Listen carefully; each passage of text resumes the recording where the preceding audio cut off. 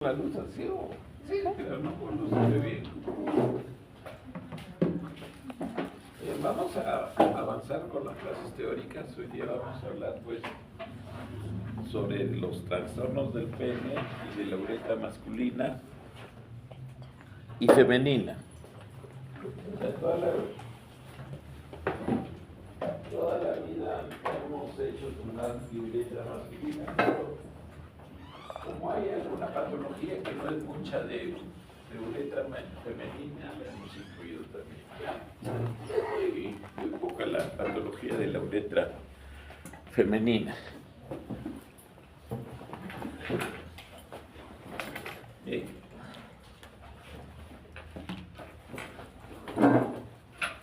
Entonces este diapositivo es importante para hacer un recuerdo de lo que es la evolución de estas estructuras, básicamente el pene y la uretra masculina. Entonces nosotros vemos que en las mujeres el tubérculo genital se convierte en el clítoris. Ustedes lo ven ahí, el tubérculo genital se convierte en el clítoris.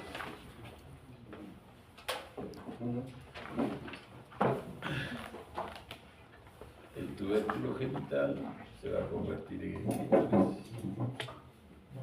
Las protuberancias genitales en los labios mayores y los pliegues genitales en los labios menores. Esa es la mujer. En los hombres es diferente. El tubérculo genital se va a convertir en el glande del pene. Las protuberancias genitales se fusionan para convertirse en el escroto. Y los pliegues genitales se alargan y forman el eje del pene y la uretra peneana. Entonces es importante tener esto presente, ¿no?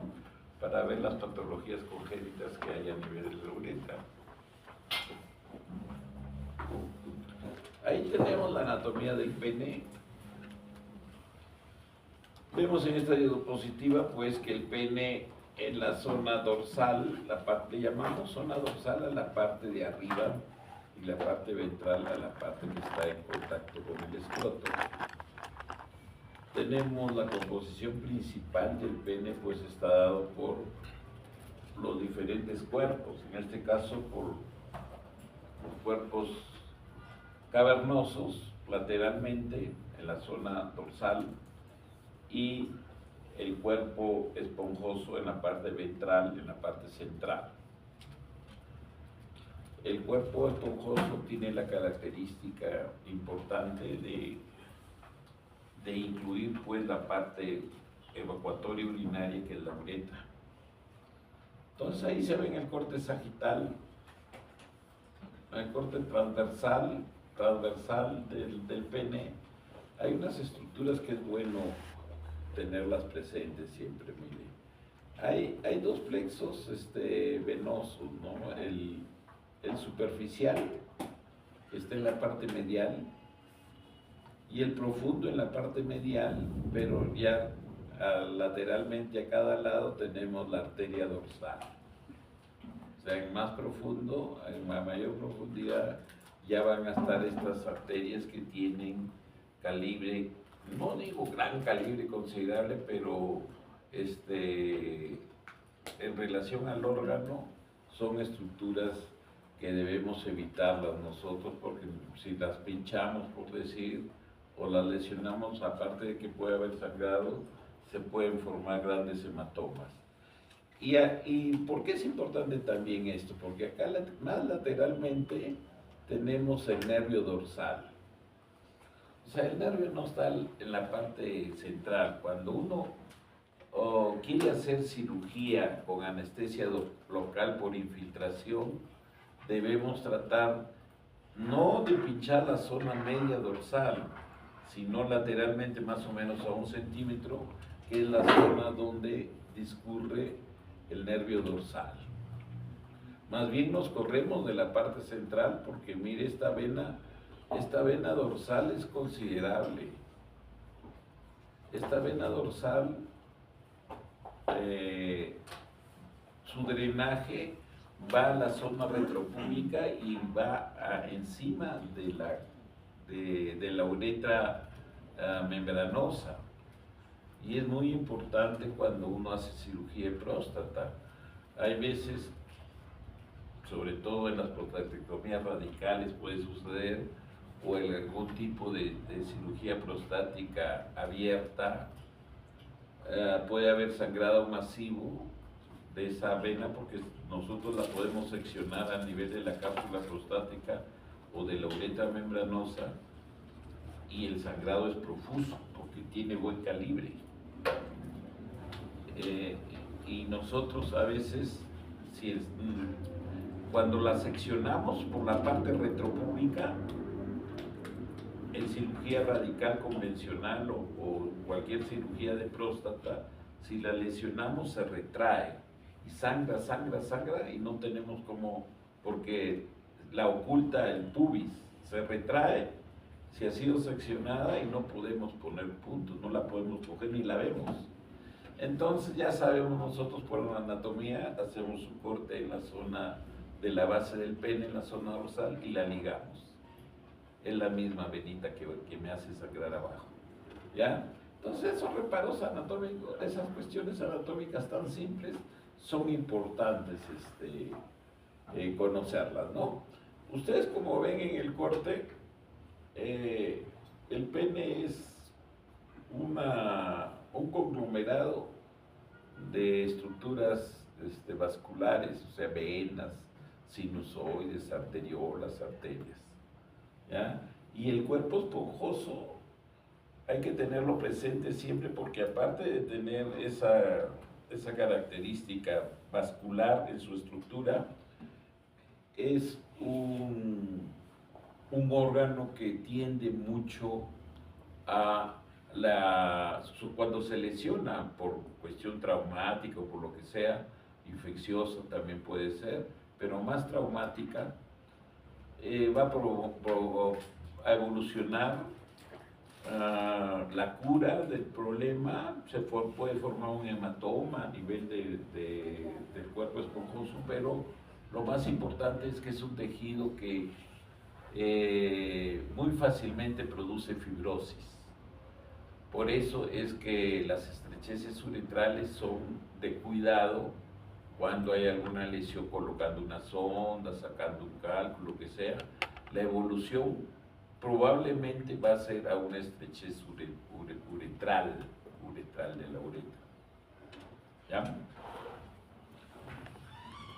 Entonces acá, para ver más con detalle lo que vendría a ser normalmente el pene del varón adulto y del niño también, o sea, desde el nacimiento, el pene normal es con prepucio largo. O sea, no es de que van a ser alguien con un glande expuesto totalmente. Generalmente el glande está cubierto en 3/4 partes por el prepucio. O sea que todos los hombres tienen el prepucio largo. Es lo normal. Entonces ahí se ve, acá se exagera un poquito, parece ya 4/5, parece, ¿no?, que está cubriendo, pero un poquito menos podría ser, ¿no? Y ven cómo la piel está en algún momento, en la parte interna sobre todo, tiene características de mucosa. Por eso ahí pone la mucosa, ¿no? Porque es una estructura bastante húmeda, friable, que parece mucho a la mucosa, por decir, que puede haber en la cavidad oral, los labios, ¿no? Entonces, acá se ve una estructura que es la fosita navicular.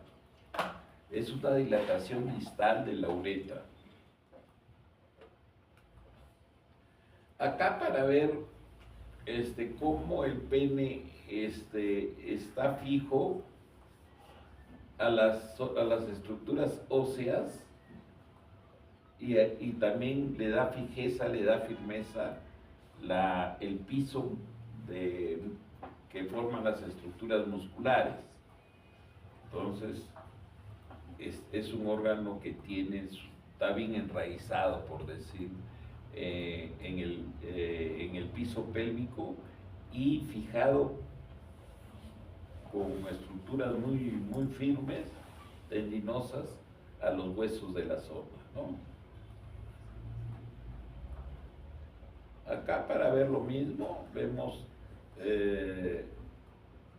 la vena profunda, el sistema venoso profundo y el sistema venoso, y lo que les decía, los nervios están bien lateralizados, o sea, no tratar de anestesiar o punzar en la zona media, porque vamos a tener problemas, ¿ya? Porque la cirugía del pene, por ejemplo, la circuncisión en adultos se hace con infiltración, anestesia e infiltración. En los niños, por cuestiones obvias, él no aguanta, pues apenas ve una aguja hasta que grita, entonces hay que anestesiarlo con anestesia general. Acá, para ver lo que les decía, ¿no? La fijación del pene a las estructuras óseas.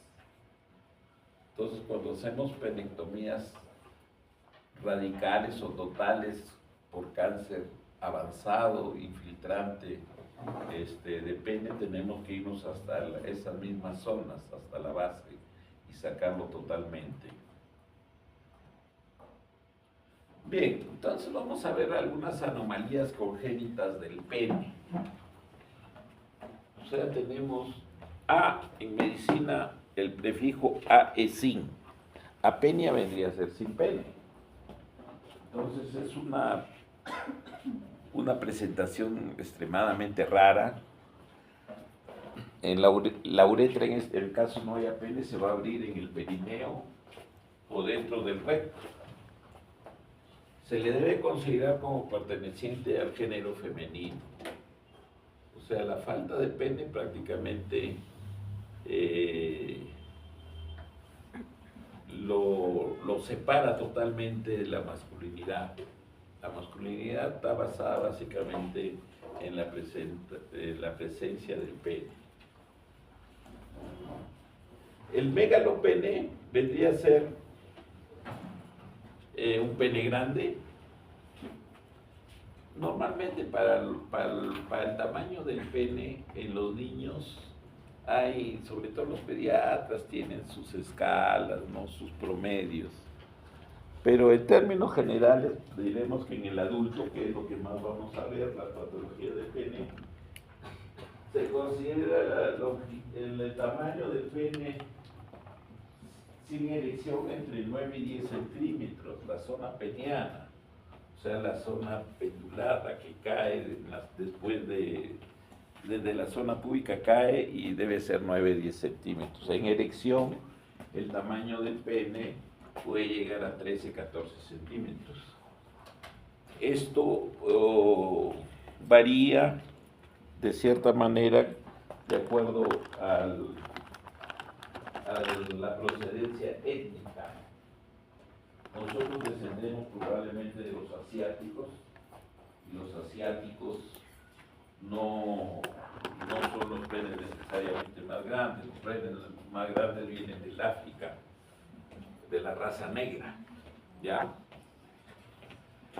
Entonces el megalopene se va a presentar en los niños con incremento de producción de testosterona por alguna alteración. Lo vamos a ver, caso característico en los tumores de células intersticiales del testículo. También lo vamos a ver en la hiperplasia o tumores de la corteza suprarrenal.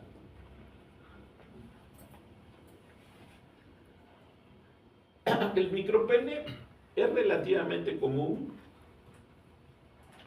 Hay deficiencia de testosterona, se presenta por un déficit en la producción de testosterona, se asocia con testículos pequeños y la presencia de criptorquídeas.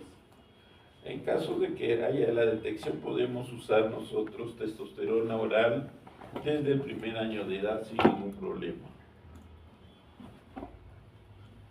Entonces, ahí tenemos un micropene ya en el adulto. Consideramos micropene en el adulto cuando el tamaño es menor de 5 centímetros.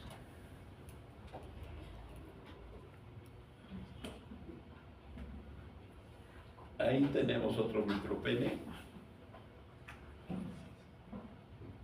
Acá hemos puesto algunas imágenes de unos exámenes que se llaman los cisto-uretrogramas miccionales, que sirven para evaluar las características propias de la uretra, tanto en el varón, que es más frecuente que la hagamos, y también se puede hacer en mujeres, ¿no?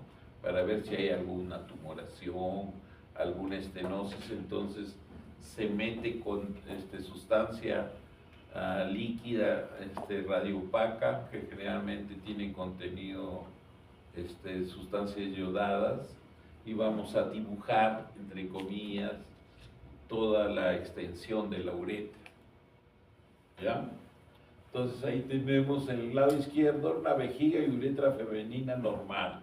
La uretra normal de la mujer tiene una longitud de aproximadamente 4 centímetros y tiene un calibre promedio de unos 10 milímetros. ¿Ya? 10 milímetros, ya hablando en nomenclatura de instrumentación y de sondas urológicas, viene a representar 30 Cherrier, ¿ya? No se olviden de eso, porque las sondas les van a venir con la nomenclatura y esto no es milímetros.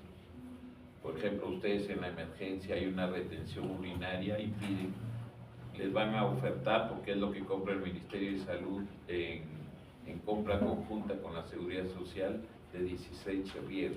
Eso lo dividen entre 3 y es el diámetro transverso en milímetros. 16 es más o menos 5 milímetros. Pasa sobrado en una uretra femenina, porque la uretra femenina ustedes ya ahora saben de que tiene en promedio 10 milímetros, o sea 30 Cherrier. Hasta hay sondas en urología que ustedes las van a ver usar sobre todo en emergencia, por ejemplo en casos de cistorragia. Cistorragia es cuando hay un sangrado masivo a nivel probablemente de la vejiga y se llena de coágulos. Es como si yo le he metido mazamorra morada a la vejiga y le he llenado totalmente. Así pueden llegar. Y son pacientes que llegan con tumoración en el hipogastrio, le aprietan y salen gotitas de orina hemática.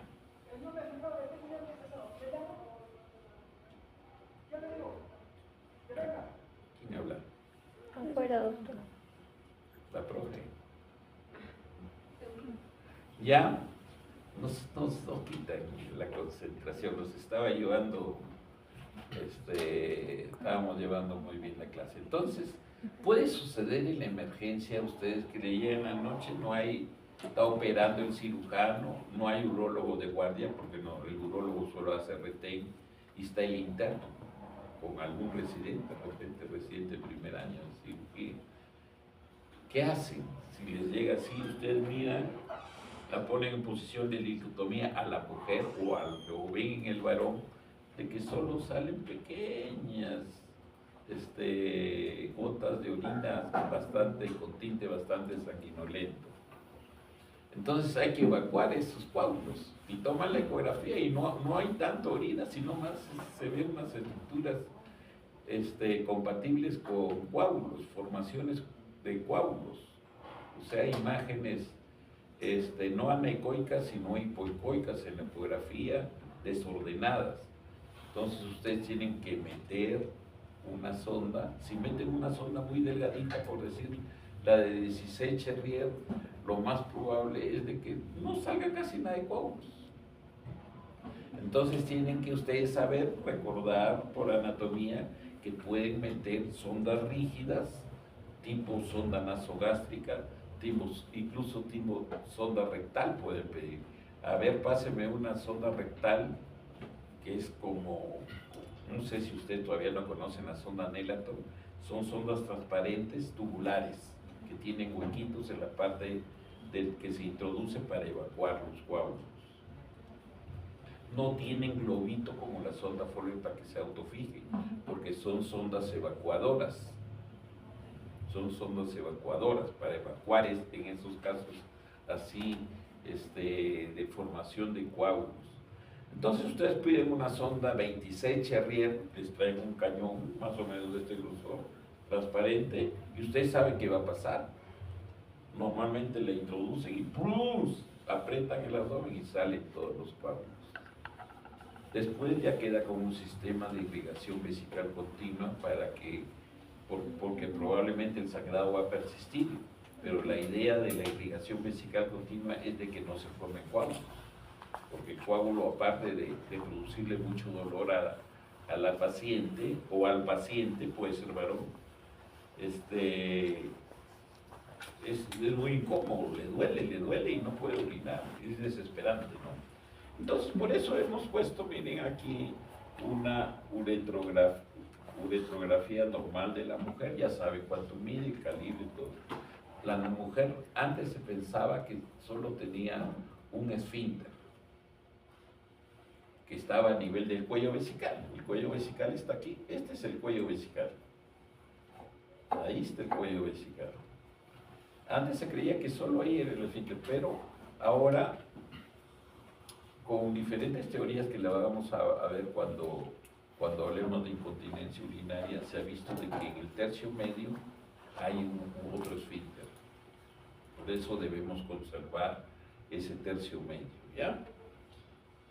En el varón, acá vemos en la derecha la uretra peniana masculina normal, vemos una flecha.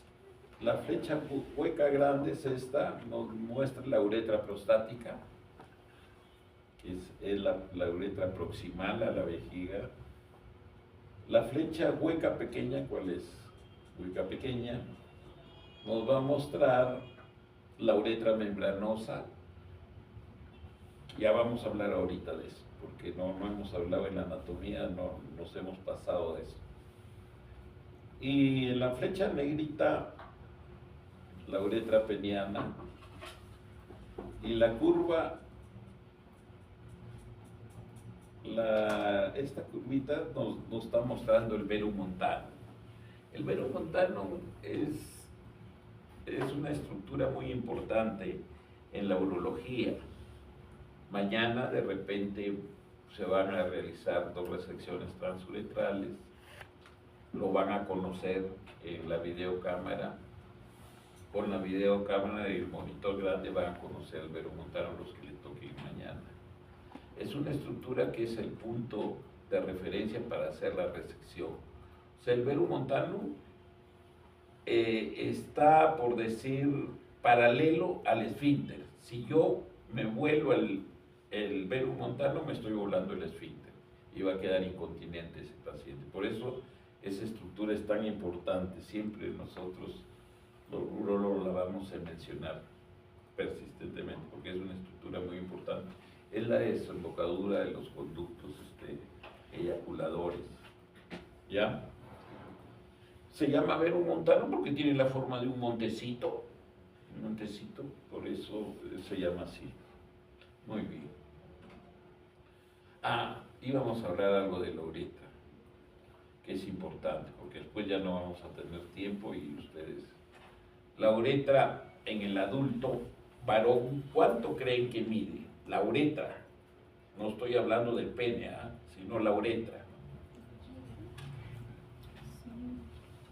¿Cuánto mide la uretra? ¿Alguien se anima a dar un aproximado? Esa es anatomía pura. Nadie se anima. Ya, entonces le pongo a manera de examen. 15 centímetros, 16 centímetros, 25 centímetros, 21 centímetros. ¿Cuánto mide? El tipping week, como dicen ustedes, ¿cómo dan su examen? 20. 21, 21, bueno, puede ser 20, de repente 21, ¿ya? O sea, desde el cuello, este vendría a ser el cuello vesical, La uretra prostática, ¿cuánto mide? Tenemos que saber eso. Porque para hacer resección transventral hay que saber cuánto mide la uretra prostática. 2.5 centímetros. La uretra membranosa que la habíamos visto antes, ¿cuánto mide? De longitud, estamos hablando de longitud, no de grosor, no de calibre. Mide 1 centímetro. Es el esfínter externo del varón, la uretra membranosa. Y el resto, la uretra anterior, pues la uretra peniana, ¿cuánto mide? Ya les dije, ¿no? Generalmente 9, 10 centímetros. Entonces, esas longitudes hay que saberlas.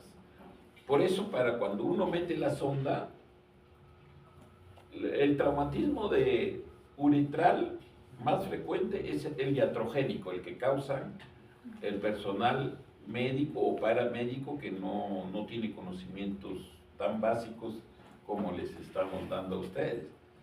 Entonces, si es 21 centímetros, ustedes más o menos tienen que ya tener cuánto es su cuarta, lo que llamamos, ¿no? Cuánto va desde la parte distal del pulgar hasta anular. Normalmente puede ser bordeando 20 centímetros, 18, 20, ¿de acuerdo? Las mujeres un poquito más chiquito, ¿no? Pero en los varones generalmente es 20. De acá hasta acá. 18, 19, 20, de acuerdo al tamaño, porque habrá hombres muy grandazos que de repente son 22, 20 tantos, ¿no? Entonces, ¿esto por qué hay que saberlo? Porque cuando colocamos la sonda, si hay una estrechez no entra, la sonda se puede doblar y hay dificultad y no tienen orina, o sea, para nosotros inflar el globo de la sonda Foley, que es de autorretención, el globito sirve para que no se salga. Entonces yo le meto líquido al globito, pero tengo que primero obtener orina. Y eso lo voy a obtener en los 21 centímetros que introduce. O sea, la sonda normalmente tiene un promedio de 35, 36 centímetros, tengo que meter 21. Y es mejor meterlo hasta la horquilla, ya la vamos a ver acá en la sonda, ¿ya? Porque, como le digo, a nivel mundial, la primera causa de traumatismo uretral es iatrogénica, hecha por manos médicas o paramédicos, o alumnos, ¿no? También pueden estar incluidos ustedes ahí, ¿ya? Aquí tenemos algunas uretras anormales. En el lado izquierdo, un cáncer de uretra, miren. Normalmente la uretra debe ser de paredes tubulares, se debe ver bonito como se ve acá. Pero acá hay un defecto, hay una estrechez. En las estrecheces uretrales es importante la longitud de la estrechez.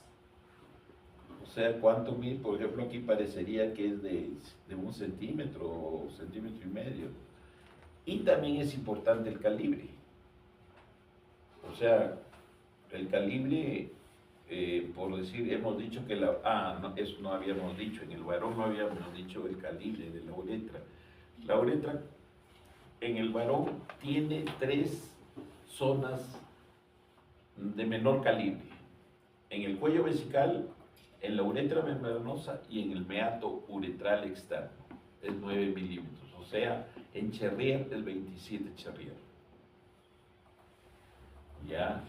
La zona más dilatada de la uretra es la uretra vulvar, que llega a tener hasta, por decir, un calibre de hasta 14, 16 milímetros, bien grueso. La uretra no es como un tubo, porque ustedes pueden pensar, lo más parecido a una uretra es, por decir, un condón. O sea, es bien, si yo de locura hago y meto a presión, por decir, la capacidad de la uretra más o menos, si yo le introduzco un líquido, esto porque hay que saber, porque nosotros hacemos procedimientos metiendo lidocaína gel, que es un gel como líquido. Si yo le meto 30 centímetros, pues voy a dilatar y se me hace como y se me revienta. Es como un globo la uretra. No podemos hacer eso. Nosotros cuando ya se ha hecho estudios de la cantidad de líquido de gel anestésico que debe ser entre 10 y 12 centímetros cúbicos. Y lo debemos hacer progresivamente, no van a ser manos de los 10, lo inflan así.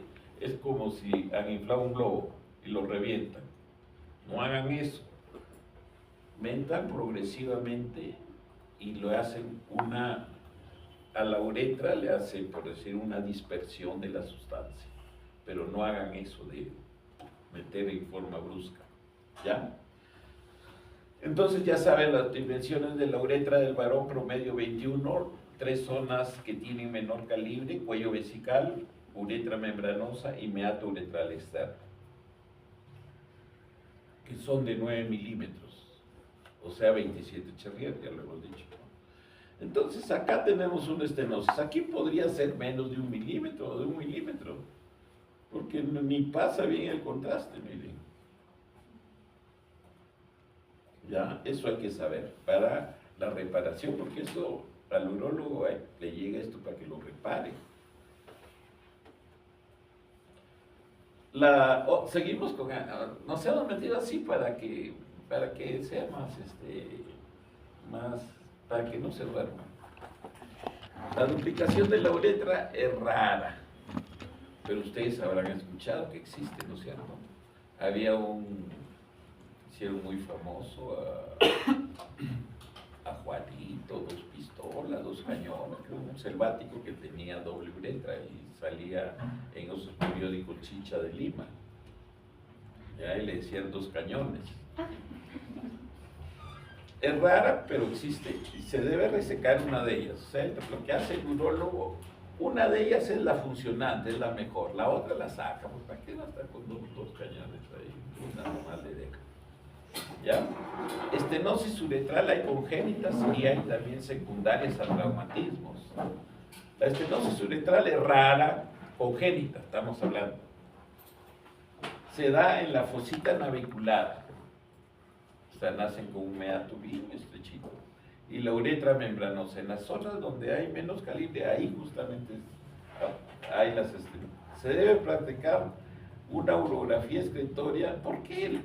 Ustedes tienen la idea de lo que es urografía excretoria.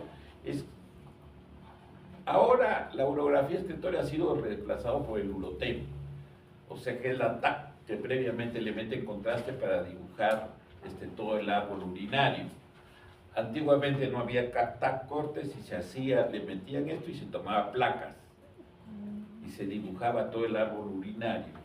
Esa es la urografía excretoria que ahora ha sido desplazada generalmente por el urotem, se llama, que es una TAC que se inyecta contraste y se dibuja todo el árbol urinario. Entonces, ¿por qué hay que hacer la urografía? ¿Por qué se ha metido aquí la urografía? ¿Por qué?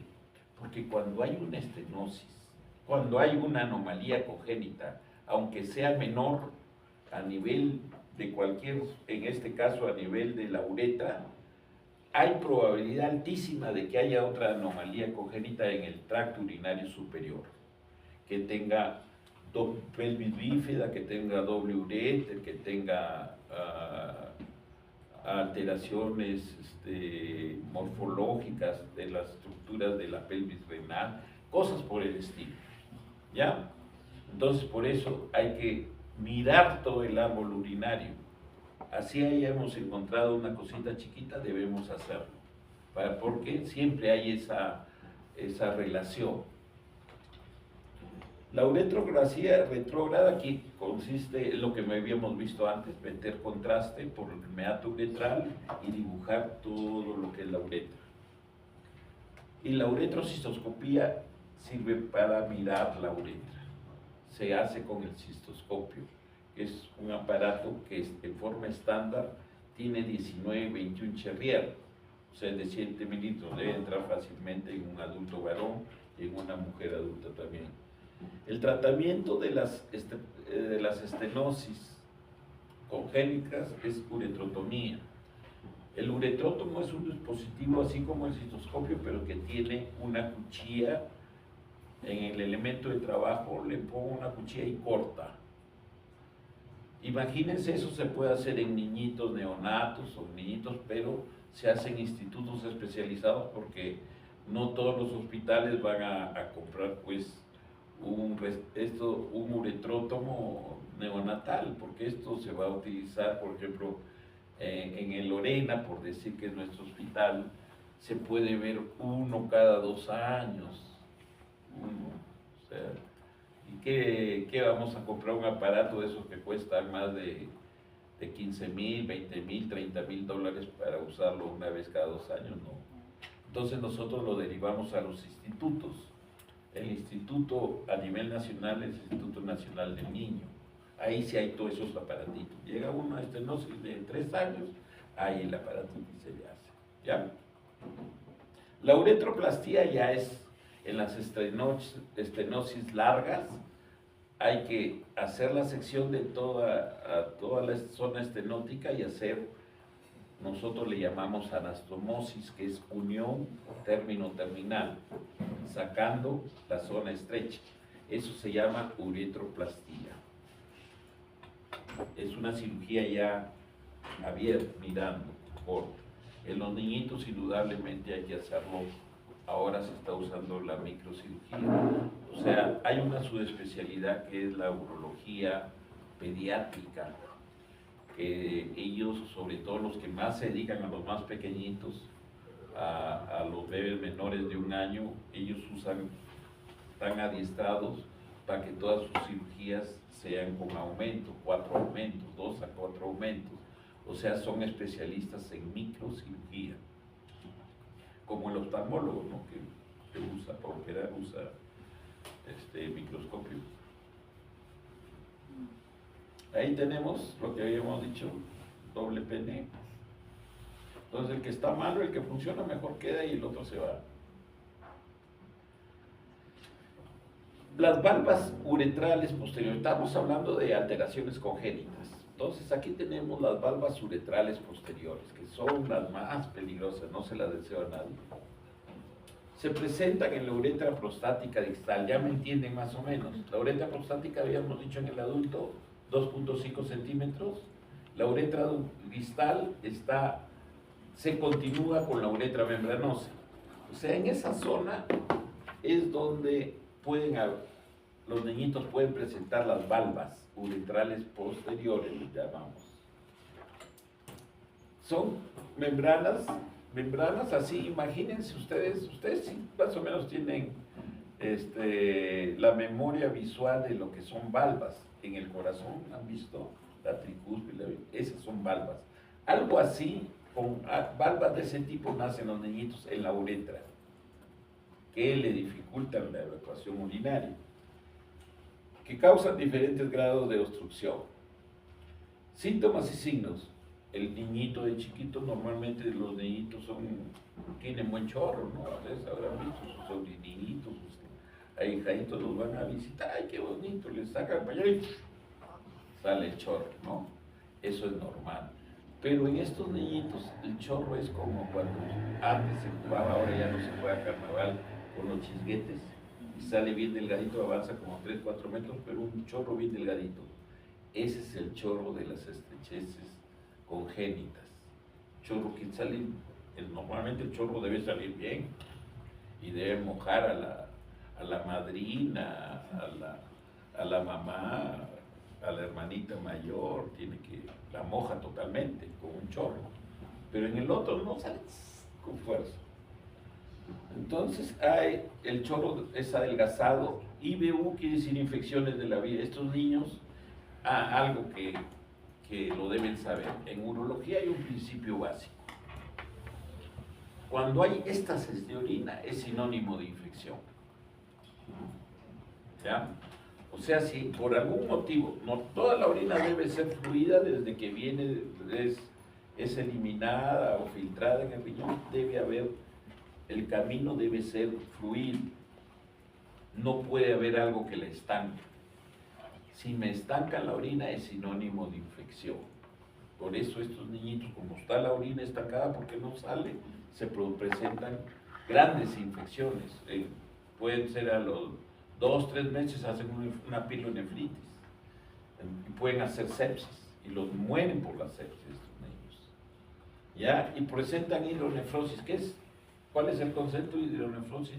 Dilatación de los sistemas colectores intrarrenales, ¿no? La pelvis renal y los cálices se dilatan, eso es hidronefrosis. En el laboratorio podemos encontrar azoemia en estos niños, o sea, la creatinina elevada. La orina puede estar infectada, le hace un examen de orina y va a haber infección. En la radiología, vamos en la cisturetrografía de vaciado, es un examen en que se les inyecta el contraste y se provoca un aumento de la presión intraabdominal, o sea, se le hace llorar al niño, se le hace algún estímulo para que él puje y se vea como hecho un chorrito, ahí se toma una placa. Esa es la de vaciado, cisturetrografía de vaciado. O sea, le lleno la vejiguita, que puede ser intravenoso, y se le hace que llore o que puje. Si es mayorcito, por decir de 2 años, se le dice pujito, puja, él va a pujar y va a salir el chorrito. Ese es para ver cómo está la uretra, ¿ya? ¿Qué vamos a ver en la cisturetrografía de vaciado? Vamos a ver elongación y dilatación de la uretra posterior, o sea, la uretra prostática está bien dilatada. Normalmente habíamos dicho que en el adulto, ¿no? Para no estar hablando de los niños, pero en el adulto habíamos que es de 2.5 centímetros, entonces encontraremos una uretra que es más o menos de 6, 8 centímetros de longitud y bien rechoncha, bien llena de orina, ¿ya? Eso es lo que se ve en los niñitos, pero comparando, pues no, el niñito tiene la uretrita de prostática, el niñito puede ser de 8 milímetros o de 10 milímetros, entonces se ve bien dilatada esa, bien larga y bien rechoncha. Y de la dilatación de la uretra posterior con un cuello vesical prominente. El cuello normalmente está cuasi cerrado. Es como, el cuello es como un esfínter, es un esfínter pues. Entonces se ve arrugadito y con un calibre pequeño se ve normalmente. Pero acá lo que vamos a ver es que el cuello es grandazo. ¿Por qué? Porque hay una obstrucción y me lo dilata. El cuello se ve grandazo, de mucho calibre, ¿no? El calibre del cuello del adulto habíamos dicho cuánto era, 9 milímetros. Entonces veríamos un cuello, si fuera adulto con este problema, un cuello pues de 30 milímetros, ¿no? Lo vamos a ver en imágenes después. En la urografía excretoria, que es ese examen que le digo que está siendo desplazado por el urotem, vamos a ver un hidrouréter. ¿Qué es hidrouréter? El uréter normalmente es delgadito y tiene, en el adulto, tiene un calibre de 4 milímetros y no lo vemos en toda su extensión porque el uréter es como un intestino, tiene ondas de contracción. O sea, si yo le meto contraste por la vena, voy a ver zonas que se ve uréter y otras que no hay zonas que se ven. ¿Por qué? Porque hay onda peristáltica. ¿Ya? Entonces, eso en el hidrouréter, entonces no se ve así, sino se ve como un intestino, como un ansia intestinal, como un ilion se ve, porque está bien dilatado y está curvilíneo, ¿sí? Ese se llama el hidrouréter. Hidronefrosis, ya habíamos dicho que es la dilatación de los sistemas, de las zonas, de las cavidades intrarrenales, tanto la pelvis renal, los cálices. En los casos graves. Miren, ahí cuál es la vejiga. Miren la vejiguita. Y miren el hidrouréter. Lo que le decía es como un intestino. Este es el uréter. ¿Por qué? Porque hay una obstrucción acá. Acá vemos la dilatación. Esta es una uretrografía, o sea, se le ha metido contraste por el meato peniano, por el meato uretral. Se le ha metido por acá contraste o también le lleno la vejiga y lo obligo a que puje y vamos a ver esta distensión de la uretra prostática. la uretra proximal. ¿Ya? Y el cuello, que normalmente ni se debe ver, acá se ve dilatado. Entonces, esto es lo que se presenta, todo por las valvas están aquí. Las valvas están por aquí, en la uretra prostática distal. La ultrasonografía puede verse hidronefrosis, o sea, en la ecografía vemos hidronefrosis en estos niños, hidroureter y distensión vesical. Puede detectarse hidronefrosis fetal, entonces esto se puede hacer diagnóstico cuando el bebé está todavía en el útero de la mamá. A la mamá normalmente se le debe programar a la gestante, se le debe programar ecografías a las 12 semanas, 20, 30 y después cada 15 días, ¿no? Aunque los ginecólogos le quieren hacer todos los días para cobrar, ¿no? Pero no se debe hacer. Se le debe hacer programar. Y en una de esas se puede detectar ya la hidronefrosis en el bebé. Incluso hay cirugía ahora que se hace intraútero, microcirugía. Entonces se le hace la reparación de la valva, entra con un electrodomo, le cortan eso se hace. Parece ciencia ficción, pero lo hacen en países avanzados, ¿no? Bien. Entonces puede detectarse hidronefrosis fetal y se puede solucionar el problema intraútero. Exploración instrumental, la uretrocistoscopía que visualiza cambios en la vejiga por obstrucción, y el diagnóstico se confirma con la visualización de las valvas. Ya tienen la idea de valvas, ahí están en la luz urinaria a nivel de la uretra membranosa vemos las valvas. En la uretra prostática distal. Tratamiento.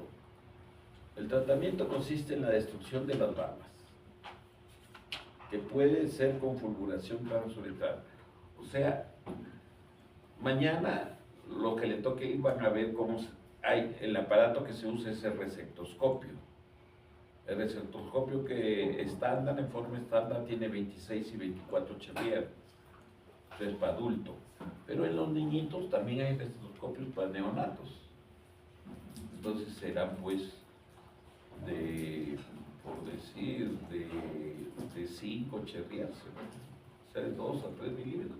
Pero se entran, ya eso lo hacen, como le digo, en los institutos especializados. Entran con resectoscopio, le fulguran o le resecan esas valvulitas y se acabó. Esa es la cirugía que se hace. No se le hace corte y se trata de sacar la valvulita, sería atroz eso, ¿no? Hay que usar antimicrobianos porque ya les dije, les repito y les voy a repetir siempre, éstasis urinaria es igual a infección. Y la infección urinaria, la urosepsis, es la que más mata. La sepsis de cualquier tipo, el punto de partida urinario es la mortal en un 80% de casos, a veces, ¿no? O sea, hay que prevenir, si detectamos que hay valvas, si detectamos hidronefrosis, todo eso, al toque nosotros nos asustamos de que ese niño en cualquier momento nos hace sepsis, ¿ya? Y se puede morir. Pronóstico: debe hacerse detección temprana y realizar ultrasonografía de útero. Pero eso está normado, o sea, en los establecimientos obstétricos, ginecobstétricos, se programa siempre ecografía a la gestante.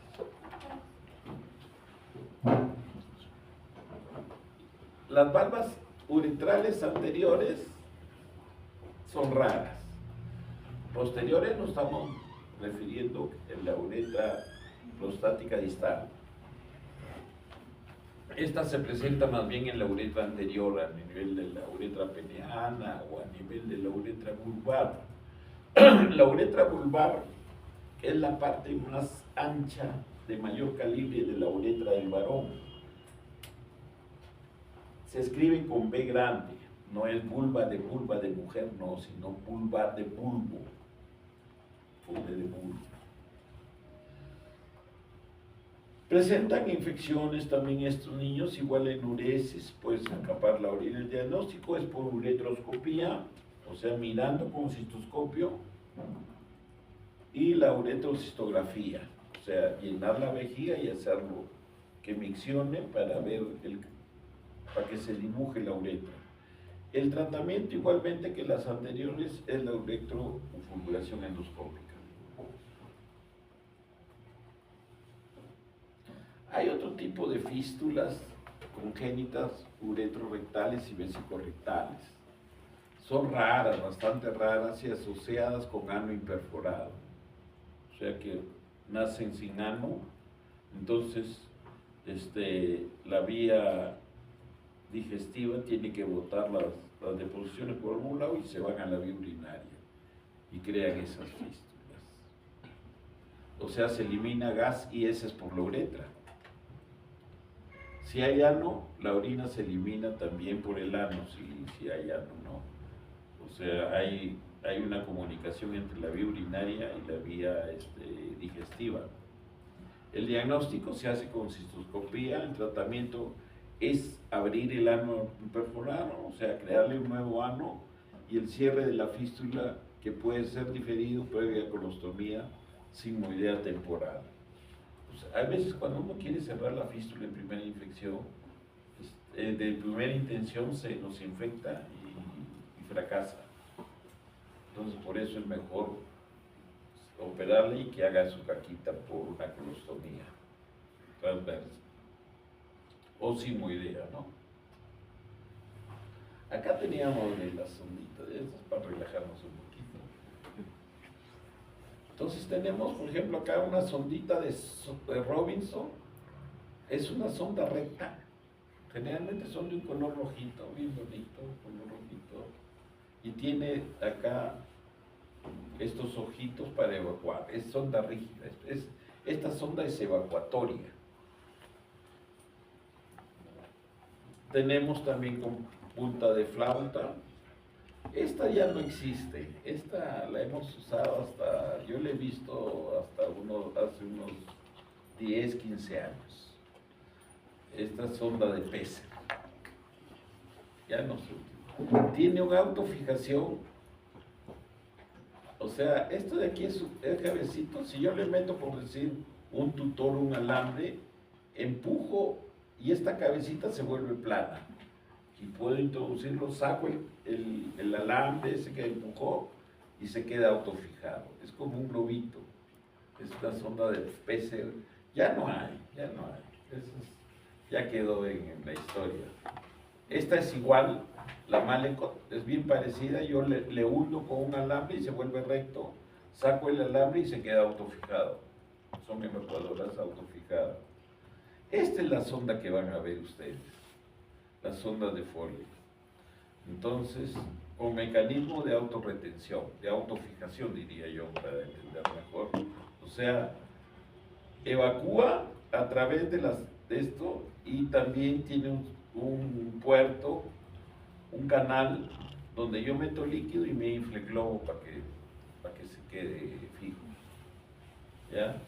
Entonces, lo que hay que ver es de que este canal que infla el globito me quita espacio. Uno puede decir que es sonda gruesa, pero en realidad un tercio por lo menos me ha quitado esto. O sea, no son tan gruesas para evacuar. ¿Ya? O sea, no son buena evacuadora cuando hay sangrado, coágulo. ¿Ya? Pero sí la orina fluida sí la evacúa bien. Y esta es la que usamos para la operación de próstata. Es la misma sonda de Foley de 3 vías con mecanismo de autorretención. ¿Por qué? Porque nosotros después de operar, la zona queda cruenta y hay exudación, algún sangradito y puede producir coágulos. Si yo no le dejo esta sonda evacuadora, que también me sirve para lavado vesical, para lavar y no se me forme coágulos, entonces puede haber retención urinaria aguda postoperatoria y el paciente grita pues desesperado Y lo peor es que despierta al urólogo, ¿no? Porque la enfermera se asusta y dice, llame al urólogo. ¿Ya? Entonces hay otras onditas evacuadoras. Acá tenemos la de QD. Este es el estilete metálico que algunas veces cuando hay estenosis de la uretra tenemos que meterlo, este estilete, por acá para que pueda superar la zona estenótica y la estrechez. Y después lo saca, es como un alambrito. ¿Ya? Bien. Acá tenemos sondas uretrales, son dilatadores, más bien diríamos, uretrales. Son cuando hay alguna pequeña estenosis. Esto, lo que más van a ver usar es los beniqués, que no están aquí. En la otra imagen vamos a ver los beniqués. Normalmente la uretra no es como una regla, no es recta, sino tiene una curvita. Por eso acá van a ver que estos dilatadores tienen su curvita. ¿Por qué? Porque así es la curvita hacia arriba. Para entrar a la vejiga hay una curva, que lo van a ver bien en los beniqués. No están más lejos. No están los beniqués. Pero los beniqués tienen una curvita fisiológica. O sea que yo no voy a entrar, por decir, con un tubo recto, querer entrar como el cistoscopio. Por ejemplo, por eso cuando metemos el cistoscopio hay que tener cierta, por decirlo, cierta capacitación, entereza en saber de que no voy a forzar así porque me voy a ir a recto o le voy a producir una ruptura uretral, sino tengo que darle la curvita para entrar. ¿Ya? Eso ya con la práctica se aprende.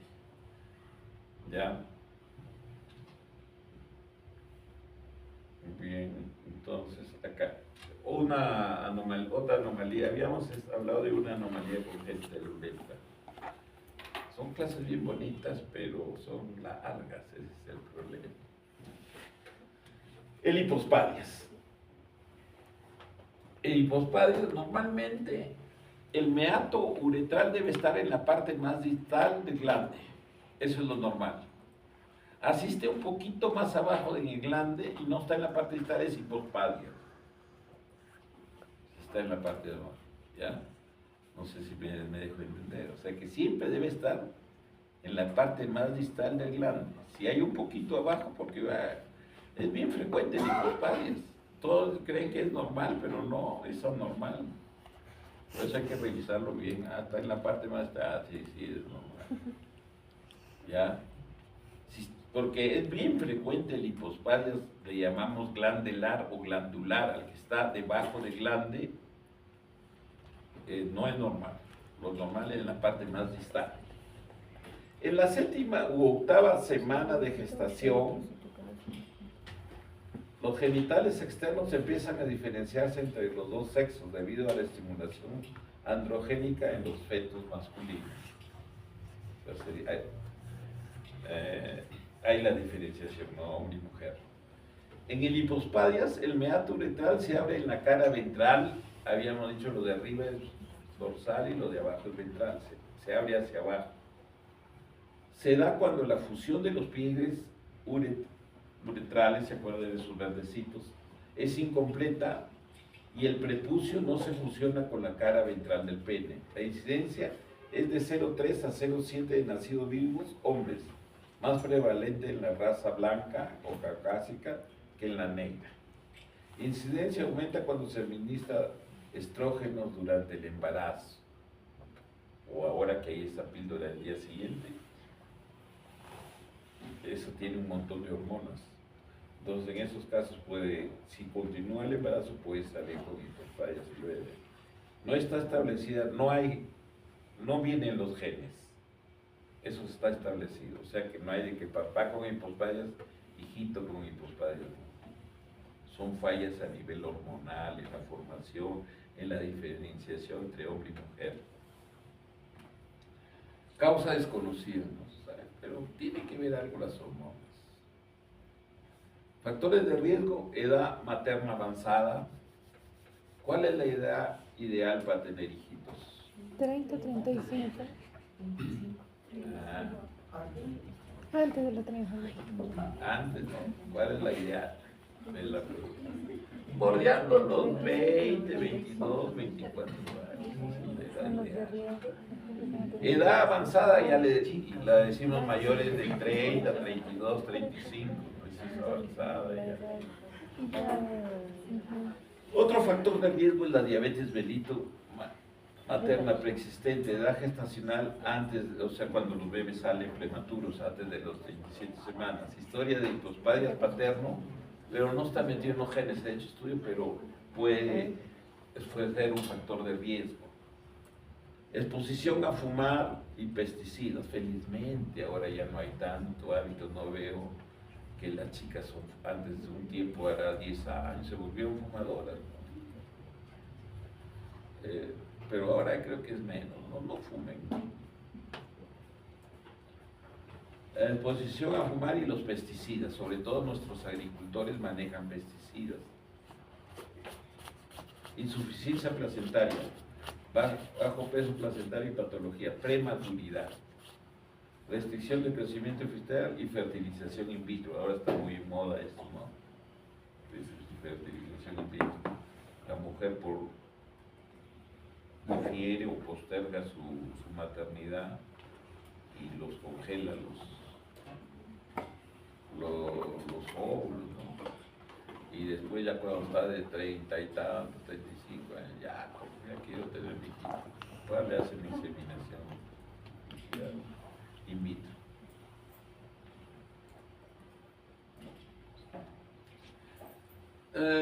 La clasificación según su localización glandular se abre en el glande, lo que le había dicho antes, ¿no? Debajo del glande, ahí está el huequito. Coronal, no hemos visto en la...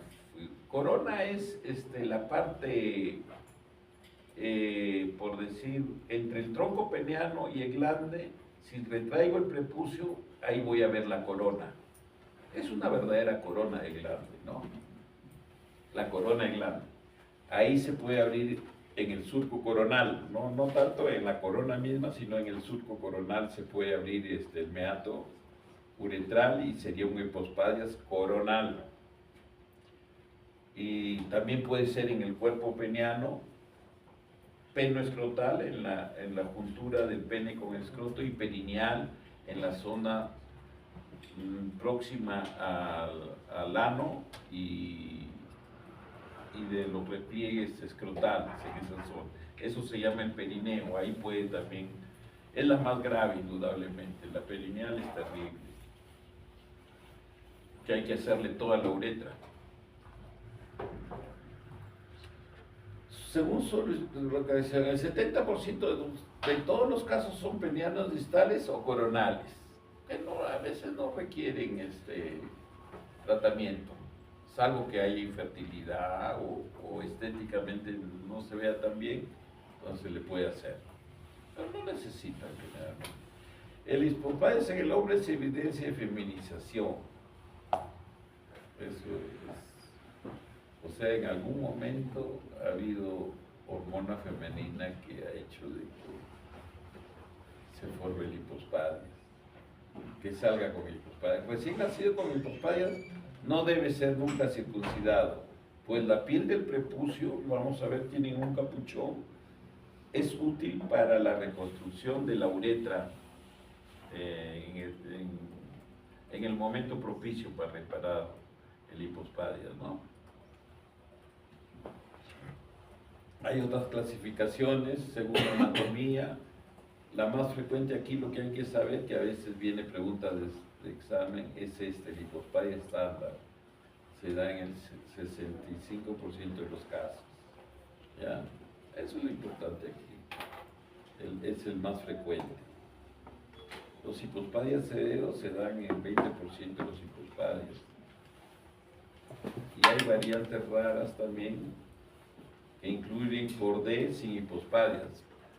Hay características propias del hipospadias que hay veces no existen, y eso se le llaman variantes raras, ¿no? Vamos a ver cuáles son las características propias del hipospadias. Síntomas y signos, encordamiento, o sea, normalmente el pene, sobre todo cuando se erecta, debe ser con una angulación de unos 30 grados y ya se erecta, se erecta hacia arriba, eso es lo normal. Entonces en ellos la erección es para abajo, ¿sí? Ese es el encordamiento, curva del pene, hipospadia. Ventral, lo normal es dorsal más bien, no que se curve, pero que agarre un ángulo hacia arriba. Pene en forma de capucha, o sea, como si estuviera el pene con una capucha por la lluvia, causado por el prepucio ventral deficiente o ausente. O sea, en la parte ventral no hay prepucio. O sea, ahí está nomás el cordé, hay una cuerda, los pliegues, encima de los pliegues ha salido piel, no hay uretra casi.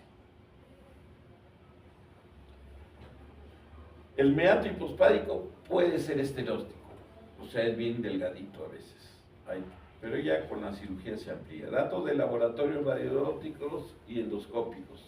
Hay que hacerle frotis bucal para establecer bien si es el sexo genético, porque hay veces pueden salir mixtos, o sea que no son el hombre XY, ¿no?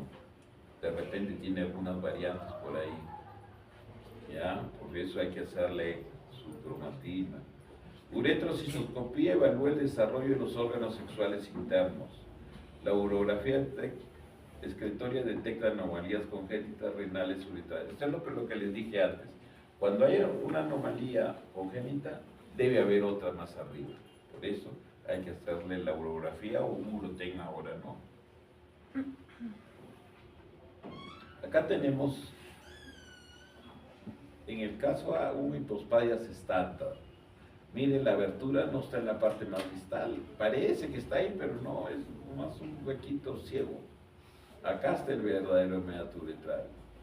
La abertura meterá en borde glandular, o sea, en el glande, ¿no? La imagen ve un hipospadias estándar, abertura meatal debajo del borde. Esta es la corona del glande y este es el surco.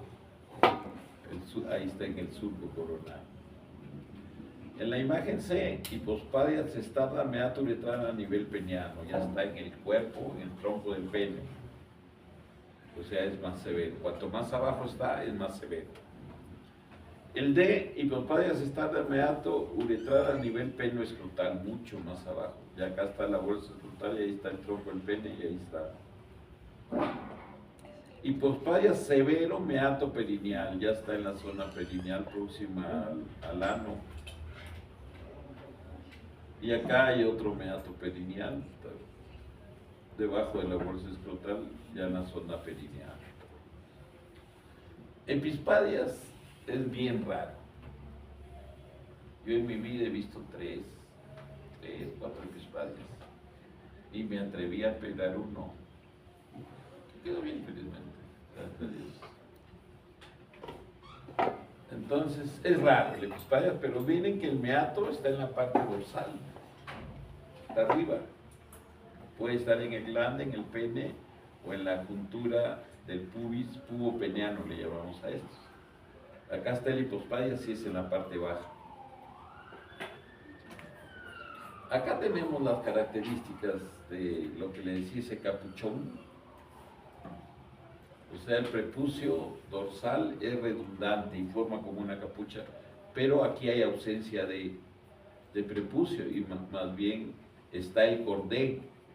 O sea, esos labios, esas verdes que hemos visto en la imagen inicial, en la diapositiva inicial, los pliegues esos, se han juntado, pero no ha progresado la uretra. La uretra se quedó frustra acá. Entonces, esto es lo que se llama el cordé. El cordé con doble E y con H, por ahí, tiene un H. Cordé. Esto es cuando uno opera, este es el que le da la curvatura hacia abajo, el cordé. Tiene que llevarse este cordé primero. y lograr que el pene ya no esté así, sino que esté recto. Y después hacerle la neuretra. Se pasa debajo de la piel, se pasa por ahí, se atraviesa el glande y se pone acá. Miren el cordé como me lo dobló para abajo. Entonces primero hay que reparar el cordé, o en un mismo tiempo. Ya los especialistas lo harán en un solo tiempo. Antes nosotros lo hacíamos en 2 tiempos. Primero sacábamos el cordé, lo enderezábamos y después le hacíamos la neuretra. Acá tenemos hipospadias severos. Mire, este es más o menos típico. Mire este capuchón, el cordé abajo, la cuerda cordé o cuerda ventral que le da la curvatura hacia abajo. Tratamiento. Debe ser antes del año de edad, aunque ahora los urólogos pediatras, porque esta es una subespecialidad. Son urólogos pediatras, pero especialistas solo realizan este tipo de operación. Se les llama hipospadiólogos. O sea, ellos solo operan hipospadias. Son especialistas en microcirugía. Ellos dicen, tráigamelos a los 6 meses. Yo igualito los opero porque veo gigante. Lo que opero lo veo gigante con mis instrumentos.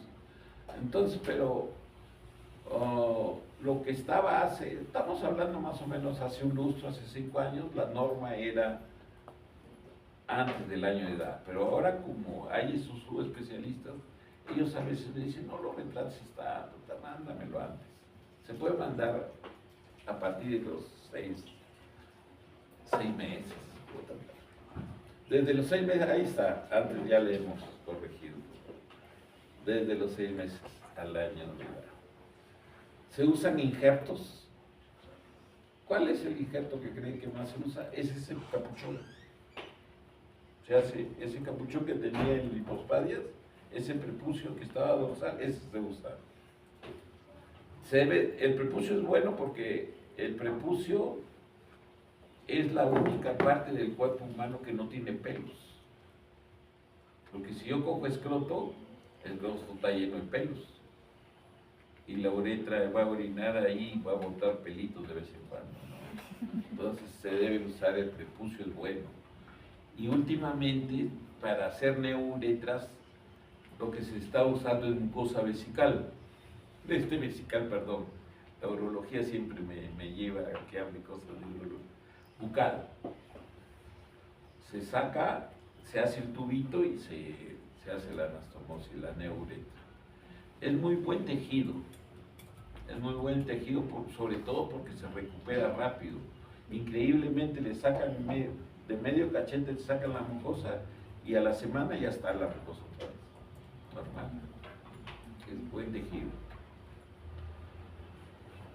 Se usan injertos como los injertos de la mucosa oral. ¿Se presentan fístulas? Ese es el gran problema. A nadie nos gustaba antes operar uretra por el problema de las complicaciones, las fístulas. No les digo que es muy... O si no me hace fístula, me hace estenosis. O sea, es bien complejo, bien ingrato es la uretra. A ningún urólogo le gusta la uretra. Se debe tratar el encorvamiento ventral, ya saben, ese cordé. La neuretra se elabora con piel prepucial, es lo mejor, ¿no? El capuchón dorsal. Por eso no hay que hacerle circuncisión, porque a veces antes, para que se vea más o menos bonito, aunque está encurvado, se veía bonito, le quitaban el prepucio. Una locura. Ese prepucio va a servir para hacerle la uretra. Tratamiento. La derivación y corrección urológica están reservadas para aquellos pacientes en los que existe un problema funcional potencial que incluye desviación importante del flujo urinario.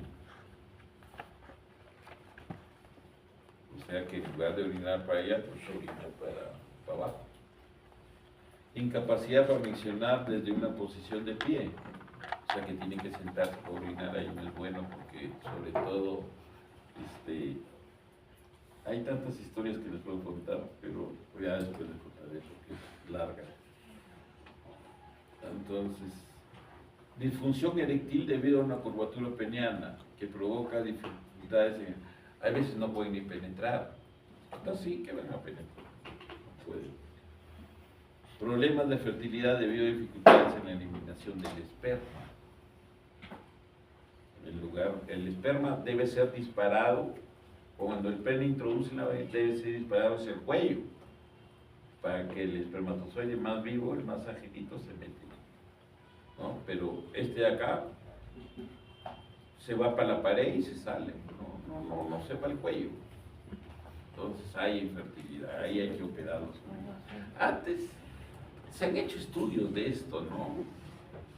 Se han hecho estudios a largo, o sea, a los niñitos que, por decir, en la década del 60, 70, en el hipismo, por esa época más o menos, no se les consultaba. Papá veía, pues, que salía, me ha salido medio maricón, háganle, opérenlo, pónganle un buen pene. Entonces, ¿qué pasa? Se han hecho estudios después, cuando han sido adultos, esos que han sido operados de hipospadia, y más del 90% no hubiesen querido, si ellos daban el consentimiento, no hubiesen querido que les hagan la reparación de lipospadias. Ellos se han quejado, formaron su resolución, reclamaron: ¿por qué me han operado si yo no di la autorización? Yo debí dar la autorización. Yo no me lo hubiese hecho si era consciente. ¿Por qué? Porque ellos dicen que pueden vivir su sexualidad con esa fallita con que vinieron. ¿Cómo será, no? Pero todo eso son cosas muy interesantes que hay. El epispadio es, como le dije, rarísimo. Es uno en 120,000 hombres que nacen. Es bien raro. Puede ser glandular, peneano o penopúbico. Ahí tenemos los epispadias. Ya se presenta. En lugar de tener la curvatura para abajo, el epispadias es para arriba. Los huesos púbicos se encuentran separados. Eso sí, generalmente cuando son epispadias severas, son pubopeneanos, tienen alteración a nivel óseo también, como en la estrofia vesical. La cirugía debe corregir la incontinencia, generalmente son incontinentes, eliminar el encortamiento para enderezar el pene y extender la uretra hacia el glande. El epispadia peneano y peno púbico representa incontinencia en casi todos los 75 al 95% de casos. Ya, entonces ahora ya vamos a dejar esa parte hasta cierto punto netamente congénita para ver otros trastornos, más bien adquiridos del pene y de la uretra masculina. Tenemos el priapismo. ¿Qué es el priapismo? El priapismo es la erección prolongada, dolorosa y sin deseo sexual o excitación. Normalmente, desde el momento que introduce el pene, el varón, hasta que viene la eyaculación, en promedio son de 6 a 8 minutos. ¿Ya? Se llama eyaculación precoz cuando viene menos de 3 minutos, 1 minuto, hay veces incluso sin penetrar, ya eyaculó. Eso es la eyaculación precoz. Eyaculación retardada es cuando dura más de 10-15 minutos. Es un gran problema la eyaculación retardada. Y entonces, pero acá se presenta que después de eyacular, el eyaculado debe ser entre 6, normalmente, que eyacule en 5 minutos no quiere decir que es anormal, no es anormal, son variantes de normal, solo que en medicina los agrupamos como normalidad donde está la mayor cantidad de individuos, ¿ya? Entonces, ¿qué pasa en el priapismo? Eyacula, por decir, a los 6 minutos eyaculó, y pasa ya el eyaculado, ya una vez que eyacula el hombre le viene el orgasmo, la satisfacción máxima. Entonces, él sigue dentro y el orgasmo pasó y sigue, y empieza a dolerle ya el pene, pasa 1 o 2 horas. La mujer al inicio estaba, la compañera estaba entusiasta, ay, qué bien sigue. Pero después ya los dos se asustan. Ya empieza a ir, oh, me está doliendo, ya. Se dicen, ¿qué hacemos? Ese es el priapismo. Él ya no tiene ganas, a las 2 o 3 horas van al hospital o buscan al urólogo. Si hay urólogos, si están en ciudad, pero imagínense en sitios alejados que no hay urólogo, tienen que aguantar nomás. Entonces, es idiopático en 60% de los casos y en 40% está asociado a enfermedades como la leucemia, enfermedades de células falciformes, tumores pélvicos, infecciones pélvicas, traumas penianos o de la médula espinal, y también con un medicamento que se usa por psiquiatra, creo que es el trazodona. Y últimamente, ¿en quién se ve? En los que para mejorar su calidad de erección usan el sildenafil. Son jóvenes, dicen, para que no me olvide esta compañera nunca, dice, pásenme 100 miligramos de sildenafil. Entonces ellos tienen mayor probabilidad, eso se está viendo. No hay que tomar, porque si se viene,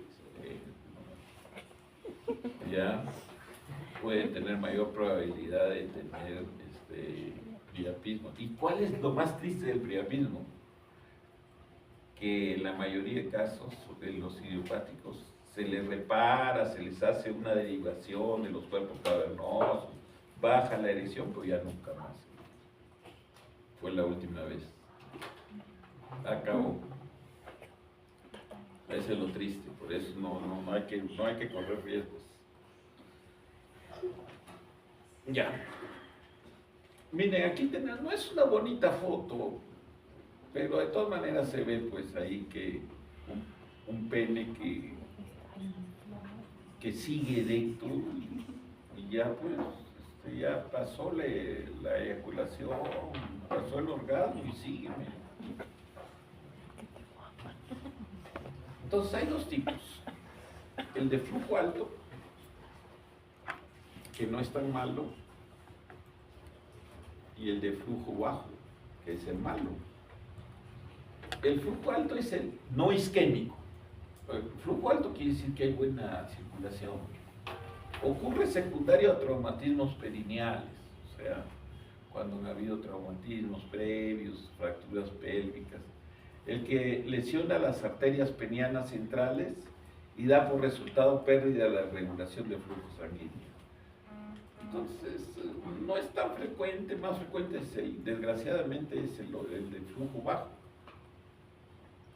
Entonces el flujo alto no es peligroso, se le hace y no le duele tampoco, porque se evacúa.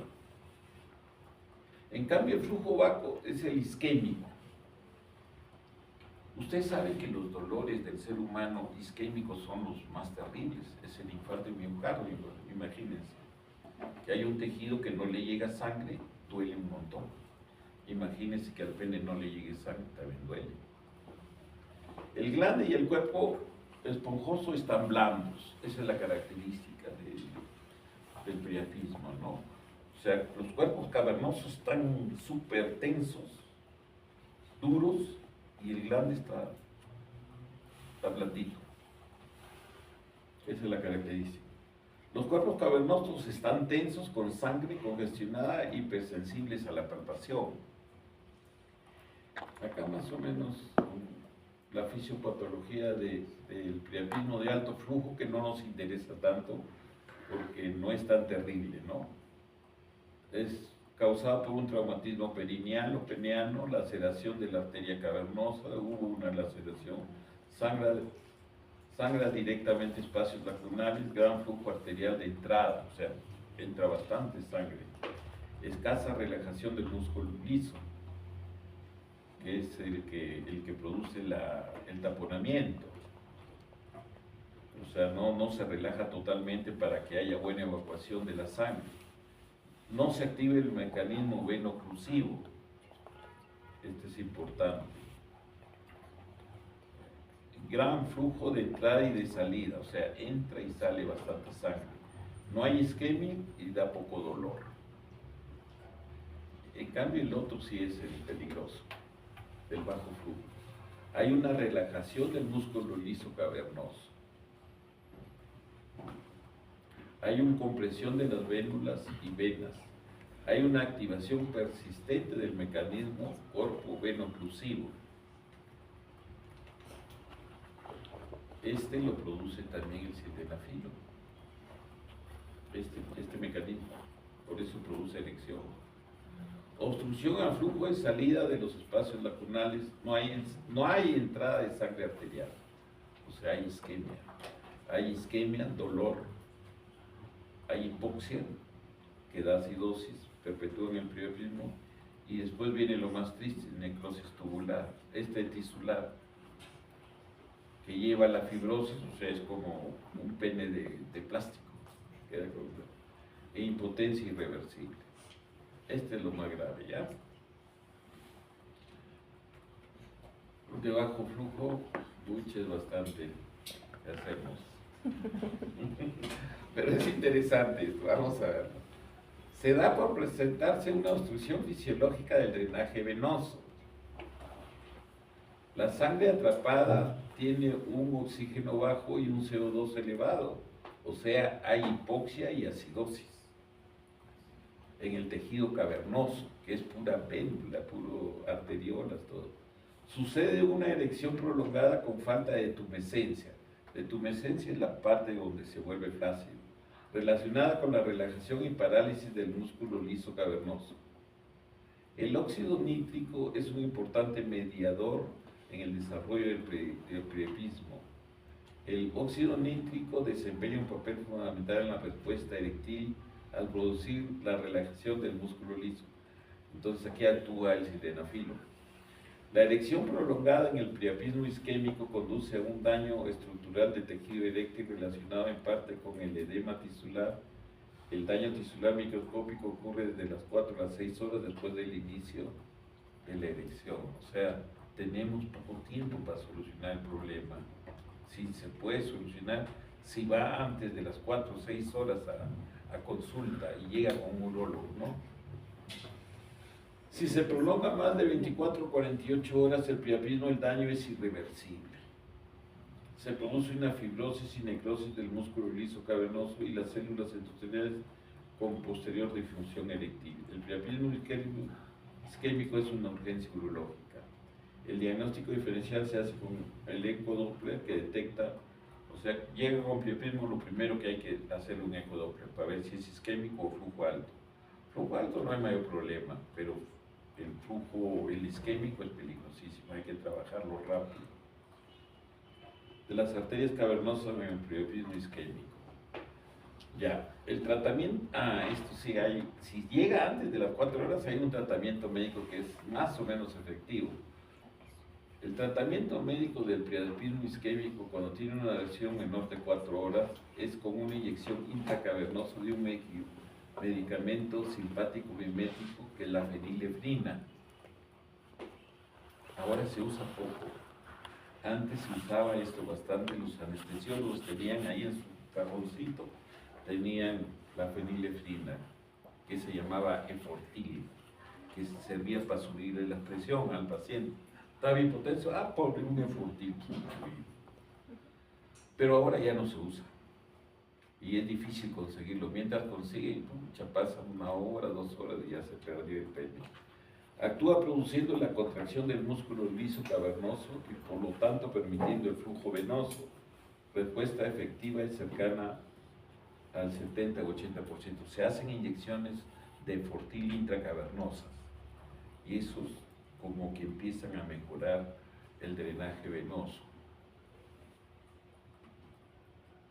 El tratamiento quirúrgico del priapismo consiste en crear una fístula de derivación entre el glande y los cuerpos cavernosos, o sea, como una comunicación para que haya drenaje de la sangre venosa estática de los cavernosos, se vaya por esponjoso, crear una fístula ahí. Que para mantener descomprimidos los cuerpos cavernosos, para que persista la fístula, se debe ejercer presión intermitente cada 15 minutos. O sea, el urólogo o el cirujano crea la fístula y deja indicado que cada 5 minutos la activen la fístula, porque tiende a cerrarse. O sea, que le apriete, le ordeñe, la enfermera tiene que estar cogiendo cada 15 minutos. Otra técnica, esa técnica, la segunda, es bien bonita, la derivación safeno, de la safena a los cuerpos cavernosos. O sea, se diseca la vena safena, se corta un poco y por debajo de la piel se va hasta el cuerpo cavernoso, que se le hace el huequito y se hace la anastomosis. O sea, se drena por esa safena, se drena la sangre. Pero como le digo, mejora el paciente, hay detumescencia, pero ya no hay erección, ya no va a haber. Ya, es real o me envió esto, ya. Anticoagulación, otra enfermedad. La enfermedad de Peyronie. Llamada también induración plástica del pene, se presenta en la edad madura. Edad madura quiere decir mayores de 40. Produce erección dolorosa. Con curvatura peniana, escasa erección distal al área comprometida. O sea, en realidad lo que sucede es que hay un engrosamiento, una fibrosis o calcificación de la envoltura de los cuerpos cavernosos. O sea, se forma una zona rica. Normalmente los cuerpos cavernosos es un tejido eréctil, ¿no? O sea, la cubierta tiene que ser elástica. Pero si yo le pongo fijo con un hueso que se formó la envoltura, hay punto fijo y se dobla para arriba o para el costado. Y aquí vamos a ver las fotos. El cuerpo del pene puede haber dificultad para la penetración. Como es la curvatura, es igual que el hipocondrio, no puede penetrar, pues no puede penetrar. Entonces, hay veces por eso hace la consulta, ¿no? No tanto por el dolor de la fase aguda, sino más bien por la incapacidad que tiene para lograr una buena penetración. El cuerpo del pene presenta una placa dura, fibrosa, que compromete la túnica albuginea, o sea, la cubierta del cuerpo cavernoso. La placa se localiza cerca de la línea media dorsal del cuerpo del pene. Se puede calcificar, o sea, se puede volver hueso. La placa fibrosa corresponde microscópicamente a una vasculitis grave. Esto es bueno saberlo. Ocurre remisión espontánea en 50%. De 2, 1 se le va después de un tiempo. La fase aguda de esto demora, el dolor y la formación de la placa dura aproximadamente 6 meses a 1 año. O sea, en esa fase aguda es un pecado mortal y una iatrogenia que la quieras operar. Tienes que darle tranquilidad, calmarle los síntomas del dolor y esperar que se enfríe y que pase a la otra etapa, no aguda, que es después del año. Si necesita operación, la haces en esa etapa, no en la etapa inicial. Se puede realizar la decisión de la placa con reemplazo dérmico o venoso de la túnica vaginal. Se puede usar bien. Otros autores retiran la placa e insertan prótesis penianas. Eso es algo bueno en los cuerpos cavernosos, porque ¿qué se ha visto? Cuando tú reemplazas, sacas la zona calcificada o fibrosada que produce el punto fijo, lo reemplazas con otro tejido que aparentemente es elástico, puede ser piel, ¿no? Puede ser piel, también se usa la vaginal, una de las envolturas de las capas de testículo. Entonces, tú lo reemplazas y dices, ¡ah, qué bonito! Pero después de unos meses, ¡pum!, se vuelve a fibrosar, el injerto que hiciste se volvió placa otra vez. Entonces, por gusto, ¿verdad? Por eso es mejor sacar esa acá y meterle una prótesis, que con la prótesis metida ahí ya no se va a retraer. Otros tratamientos, la radioterapia, inyección de esteroides con resultados poco satisfactorios. Ahora hay algunas sustancias que se están usando, pero todavía están en fase de experimentación, de infiltración. No se deben infiltrar corticoides. porque se agrava la cosa. Entonces ahí está la placa fibrosa que se puede calcificar, ¿no? Entonces hay un punto fijo y la erección hace que se vaya hacia arriba. Bien, entonces ese es más o menos. Puede no necesariamente estar en la zona dorsal pura, sino lateralmente, y la curvatura sería para el lado donde está la placa. Miren, ahí está la enfermedad de Peyronie. Entonces, para nosotros hacer el diagnóstico, ¿qué hacemos? Clampamos la base del pene y le metemos suero fisiológico a los cuerpos cavernosos y se va a ver qué grado de curvatura tiene. Porque el paciente indudablemente a la consulta va a llegar con flacidez, no va a llegar erecto. Entonces, tú le produces una erección artificial con suero y para ver el grado de curvatura que tiene. Resultado final ahí con mi curvatura corregida. Pucha, qué bonito se ve, pero ¿cómo evolucionará, no? Porque como les digo, hay veces se vuelve a formar la placa y vuelve. Fimosis es otra patología. Ya estamos por acabar, felizmente. Fimosis es cuando el prepucio no puede ser retraído sobre el glande por contracción distal. O sea, es fácil, no sé si. Entonces yo quiero ver el glande y no puedo. ¿Por qué? Porque hay un anillo estenosante que me impide retraerlo el prepucio. ¿Ya? Ese es fimosis, causada por infección crónica, por mala higiene. Hay que promover nosotros a los niños que la higiene del pene debe ser diaria. Se asocia con carcinoma de células escamosas. O sea, es la fimosis, si no se corrige en un varón así, hasta viejito, a los 50, 60 años puede empezar a ser un carcinoma de células escamosas, un cáncer de pene. ¿Qué es un cáncer de piel? El tratamiento es la circuncisión, o sea, sacar el pellejo y dejar el glande expuesto, ¿no? Acá tenemos una fimosis. Un niñito con maniobras manuales no puedo, no veo el glande ahí, no veo el glande, pero ahí debe estar, ¿no es cierto? Entonces, ese es fimosis. Generalmente hay cambios tróficos en el prepucio, en esa zona está engrosado, que evita el deslizamiento. Parafimosis es el estado en que el prepucio, una vez retraído sobre el glande, no puede regresar a la posición normal. Esto generalmente nuestros amigos los pediatras son los causantes de eso.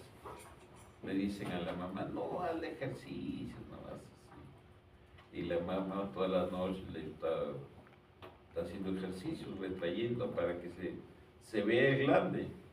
Pero en una de esas lo baja y ya no quiere volver. Esa es la parafimosis.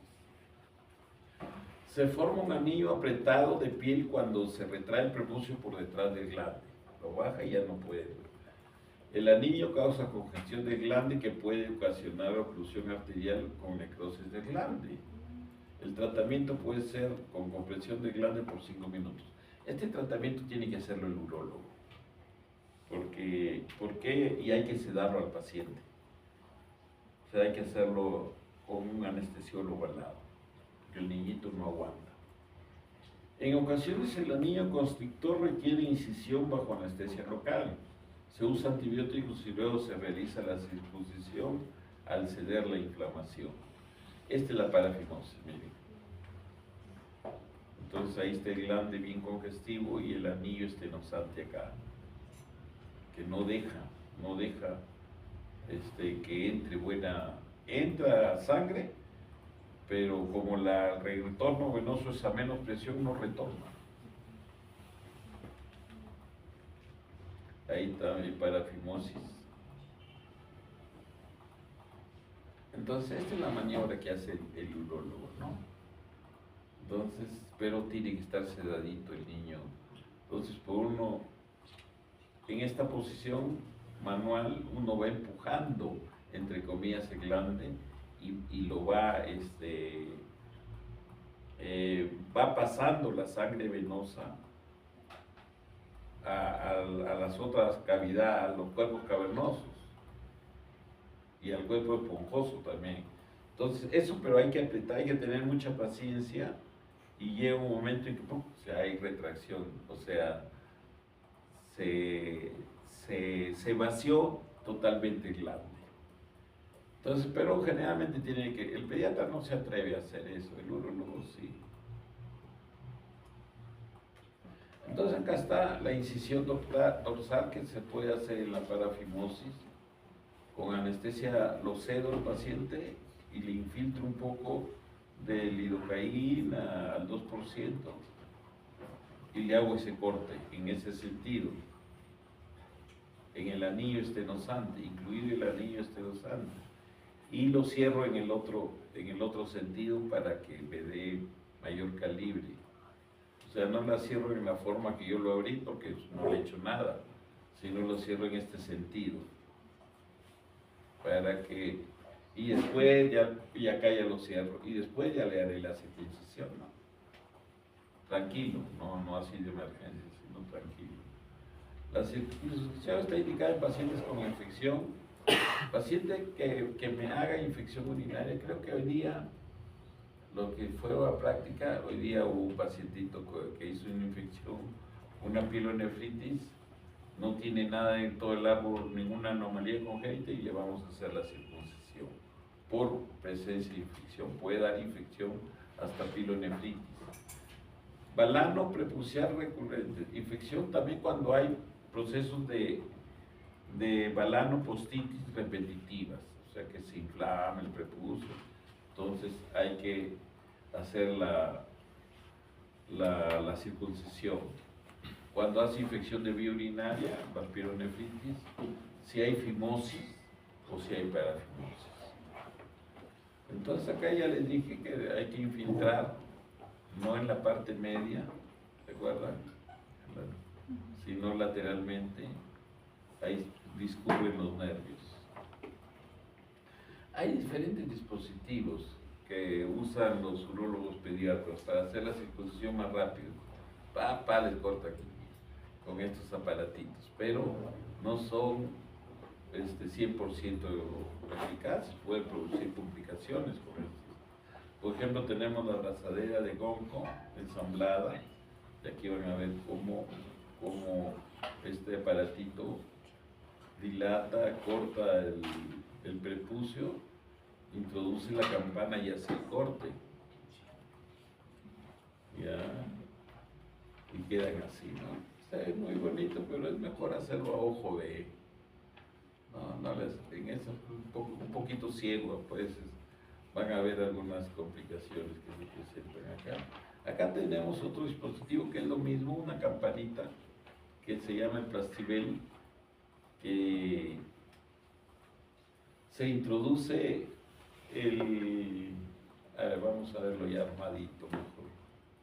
Acá está. ¿Cómo se mete el Plastibel? Se mete en el glande y por afuera le hago un nudo para crear isquemia en este prepucio. Al día siguiente está isquémico o a los 2 días y se cae este prepucio. Estos son dispositivos con Plastibel. No me gustan estos, mejor prefiero hacerlo manualmente. Acá está el Plastibel y cómo se ajusta para que se necrose el prepucio distal. Y esta es otra máquina, una abrazadera Mover, que usted utilice como un bisturí, ¿no? Lo chanca el prepucio y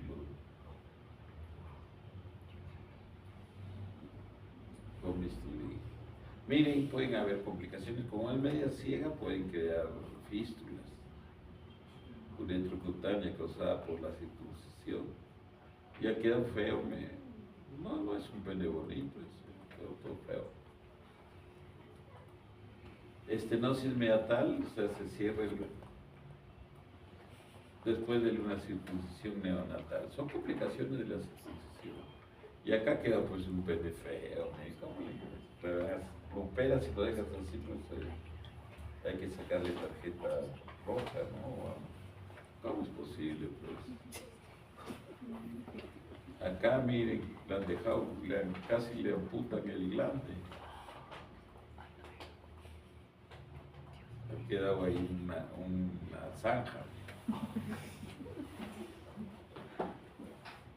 Ya, en cambio, la circuncisión en adultos es más fácil, ¿no? Aquí hay varias técnicas. Nosotros, esta técnica es buena, es la que hacemos, ¿no?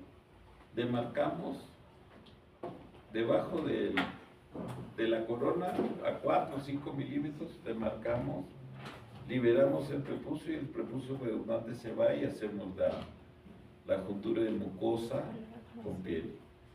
Entonces así debe quedar más bonita, ¿no? Esto también lo hacemos, sacamos, es lo mismo, sacar el prepucio que está de más y se hace la unión. Así es una circuncisión bien hechecita, pues se ve. O sea, tiene que verse el glande. La belleza del pene dicen que es el glande. O sea, que el glande se vea bonito. Estenosis uretral, causada por infección, por traumatismos y por uso prolongado de sondas, catéteres. Las estenosis uretrales son angosturas fibróticas. ¿Qué les dije? El cuerpo esponjoso produce una alteración, cuando se lesiona produce la espongiofibrosis. Por eso es bien compleja las estenosis uretrales. Entonces, las estenosis son angosturas fibróticas compuestas de colágeno denso y fibroblastos. La fibrosis se extiende al cuerpo esponjoso adyacente causando la espongiofibrosis. La estenosis disminuye el chorro urinario y causa dilatación de la uretra proximal. Se produce hipertrofia del detrusor con aumento de la orina residual. La obstrucción grave y prolongada origina descompensación de la unión uretero-vesical, da reflujo, hidronefrosis e insuficiencia renal. La éstasis urinaria crónica produce infección, eso ya es repetitivo, siempre te lo voy a repetir. Se puede producir secundariamente fístulas uretrales o abscesos periuretrales.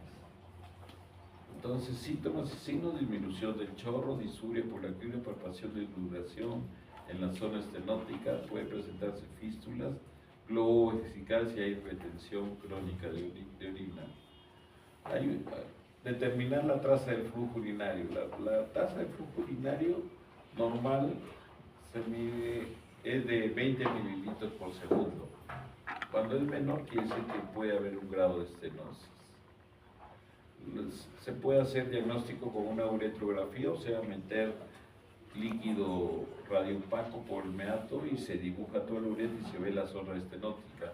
En la zona estenótica es bueno medir la longitud de la misma y el calibre de la misma. Es importante para la reparación correspondiente.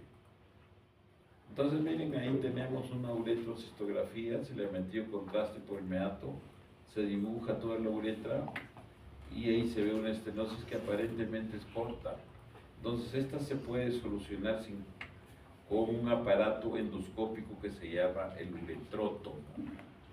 Entro con visión por acá entre el uretrótomo, llego a esta zona, pongo una guía, un alambrito, lo meto por la zona estenótica y empiezo a cortar, corte frío hacia arriba. Esa es la uretrotomía. Supero la estrechez y le dejo con una sonda por 3 a 4 semanas. Allí hay otra estenosis. Miren antes cómo se veía la vejiga. Acá está el cistoscopio. Diagnóstico diferencial de la estenosis uretral. La HBP, o sea, la hiperplasia benigna de próstata, el cáncer de la uretra, contractura el cuello vesical después de la cirugía prostática. O sea, generalmente los tratamientos que se hacen paliativos es con dilatadores. No es curativa nunca. ¿Ya? Los problemas que origina la dilatación uretral son sangrado, dolor y posterior estenosis. Disculpen, acá está lo que queríamos enseñarle antes. Los Beniqués son dilatadores, pero son dilatadores ciegos. Tienen su curvatura, que el urólogo la sabe manipular, ¿no? Para entrar a la vejiga. Tratamiento, la uretrotomía que habíamos visto antes, con bajo visión directa. Y el otro tratamiento es la uretroplastía, o sea, hacer corte, sacar la zona estenótica y hacer unión término-terminal. Esa es la reconstrucción quirúrgica, que es lo mejor. Acá tenemos otras patologías que pueden haber en la uretra. En el pene son los condilomas acuminados subetrales, el papiloma virus. Pueden estar en el meato.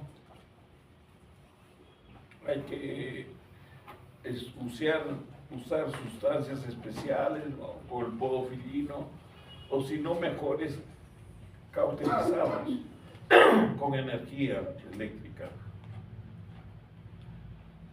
La estenosis del meato uretral en niños se trata con meatotomía, o sea que hay que ampliarles el meato. En los niños se puede hacer hacia el glande porque no es muy sangrante como en el adulto.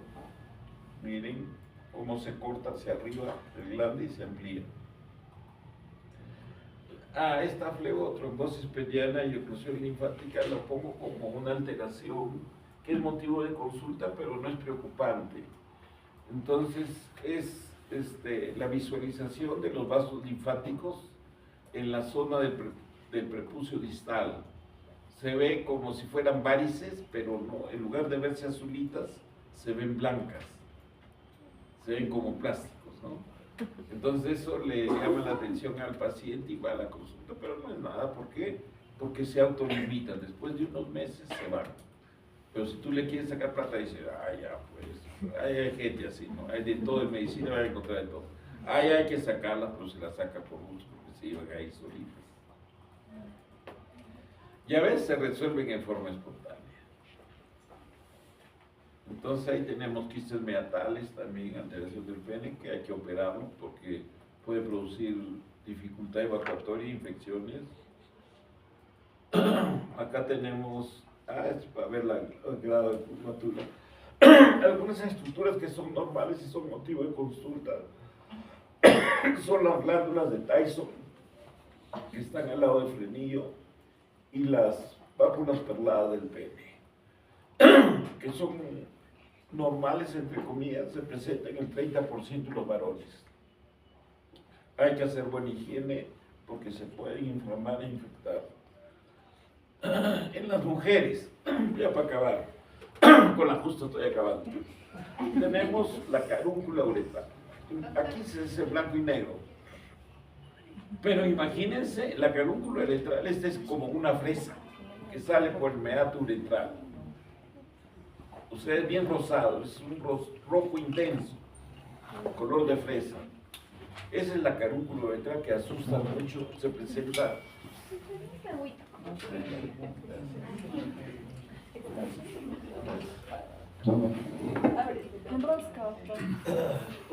Si ustedes, gracias. Este tumorcito es frecuente en las posmenopáusicas, en las mujeres ya viejitas. Pasados los 60, 70 años pueden presentar este tumor y se preocupan mucho, llegan muy asustadas a la familia. Es cáncer, porque venga algo rojo que sale por ahí, cáncer. Pero no es cáncer, es protrusión de la mucosa vesical, a veces, o uretral. Entonces el tratamiento, ¿se acuerdan como el tratamiento del Plastibel para cortar el prepucio? Algo parecido, le introduzco una sonda y con un hilo le doy vuelta alrededor de la zona. Y después esto se necrosa y cae a los 2 días. Ese es el tratamiento bien simple. Pero viene bien asustados, asusta mucho. Al grupo familiar, todo, la mamá mayor, la abuelita. Prolapso uretral también hay, son por hipoestrogenismo todito esos. Entonces, acá tenemos un divertículo uretral, esto se puede presentar en jóvenes, es congénito. Incluso se pueden formar cálculos en un divertículo. Divertículo en medicina es un globito, la uretra es un globito que sale de la superficie de la uretra. Ese es divertículo, esos hay que operarlos porque producen infección o cálculos. Las glándulas de Skene,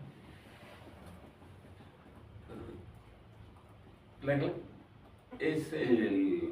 ¿De qué creen que la glándula de Skene se presenta en la mujer, pero en el hombre qué glándula creen que es esta?